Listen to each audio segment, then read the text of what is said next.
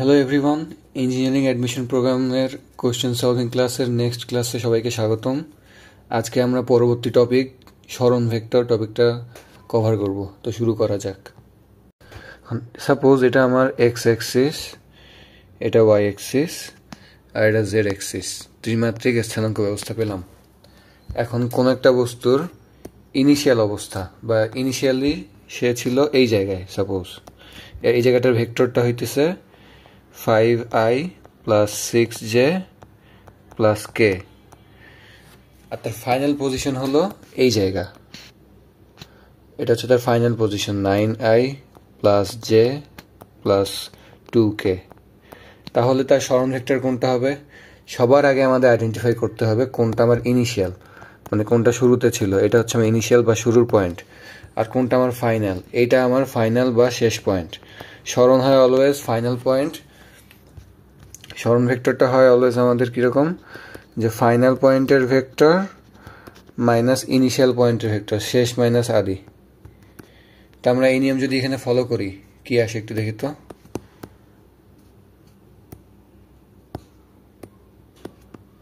এটা হচ্ছে আমাদের final point minus initial point. তাহলে সরণ হয়েছে আমার এই জায়গা থেকে সে গেছে এই জায়গায়, এটা হচ্ছে সরণ ভেক্টর। এখন তাহলে সরণ ভেক্টর সমান সমান আমাদের এই সূত্রে যদি ফালাই কত আসে, ফাইনাল ভেক্টরটাকে এখানে বসাবো, ইনিশিয়াল ভেক্টরটাকে এখানে বসাবো, মাইনাস করে দিব। তাহলে এই 4i minus 5j প্লাস কে হচ্ছে আমাদের সরণ ভেক্টর। এবার আমরা এখান থেকে আসা ইঞ্জিনিয়ারিং অ্যাডমিশনের কোয়েশ্চেন ব্যাংক থেকে রিটেন কোয়েশ্চেন সলভ করব। আচ্ছা, আমাদের এখানে প্রথম প্রশ্নটা কি দিয়েছে একটু দেখি। প্রথম প্রশ্ন আমাদেরকে দিয়েছে কোন একটা বিন্দুর স্থানাঙ্ক দেয়া আছে এত এত এত হলে বিন্দুটির অবস্থান ভেক্টর নির্ণয় করো। তা আমার এখানে আমার প্রথমটা হচ্ছে এক্স, দ্বিতীয়টা হচ্ছে ওয়াই, তৃতীয়টা হচ্ছে জেড। এক্স এক্সিস বরাবরটাকে আমরা কি লিখবো, আই, তাহলে এখানে 2i। ওয়াই এক্সিস বরাবরটা কি দেয়া, -3, তাহলে -3j। আর জেড এক্সিস বরাবর কি দেয়া, 4, তাহলে 4k। এটা হচ্ছে আমার অবস্থান ভেক্টর। শেষ। পি বিন্দু না, তাহলে মূল বিন্দু থেকে পি বিন্দুতে যাবে অবস্থান ভেক্টরটা, এই যে ওপি। দ্বিতীয় প্রশ্ন কি দিয়েছে দেখি। এ বিন্দু আর বি বিন্দু দুটো অবস্থান ভেক্টর দেয়া আছে, সংযোগকারী দিক রাশিটি নির্ণয় করো। দিক রাশি মানে এখানে বুঝাইছে আমাদের ভেক্টর রাশি। স্কেলার রাশির দিক থাকে না, কিন্তু ভেক্টর রাশির দিক থাকে। এবার সংযোগকারী দিক বের করার ক্ষেত্রে আমাদের এ আর বি এর সংযোগকারী, আগে এ আছে পরে বি আছে। তাহলে আমি যদি এখানে এ বি লিখি, আমরা এখানে কি করব, প্রথমে আমরা বি যেটা আছে বি ভেক্টরকে লিখবো প্রথমে, বি ভেক্টর মাইনাস এই আদি ভেক্টর, আদি পজিশন এ ভেক্টর।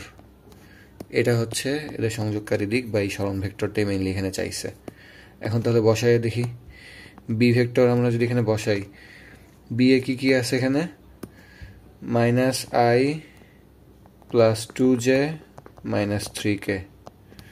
মাইনাস এতে কি কি আছে দেখি এখানে, 2i minus j plus 3k। শেষ। এখন এখানে ভেক্টর বিয়োগ করলে আনসার চলে আসবে -6k। হ্যাঁ, তো এটা হচ্ছে আমাদের এই দুটো বিন্দুর সংযোগকারী রাশি, ভেক্টর রাশি নির্ণয় করে ফেলছি। প্রশ্ন যদি আমাদের উল্টা চাইতো, যদি বলতো যে আগে যদি বি বিন্দু দিত, যে বি তারপরে এ, তাহলে আমরা এভাবে লিখতাম বি এ। তাহলে আমরা কোনটা আগে নিয়ে আসতাম, এটা আগে, শেষ পজিশন আগে, ফাইনাল পজিশন আগে, মাইনাস ইনিশিয়াল পজিশন হচ্ছে বি। তখন আমার এই রাশিটা উল্টে যেত দিক। এটা যে অ্যান্সার আসছে সেটার অপোজিট ভেক্টর, এটার অ্যান্সারের অপোজিট ভেক্টর কী হবে, সাইনগুলো চেঞ্জ হয়ে যাবে, 3i minus 3j plus 6k।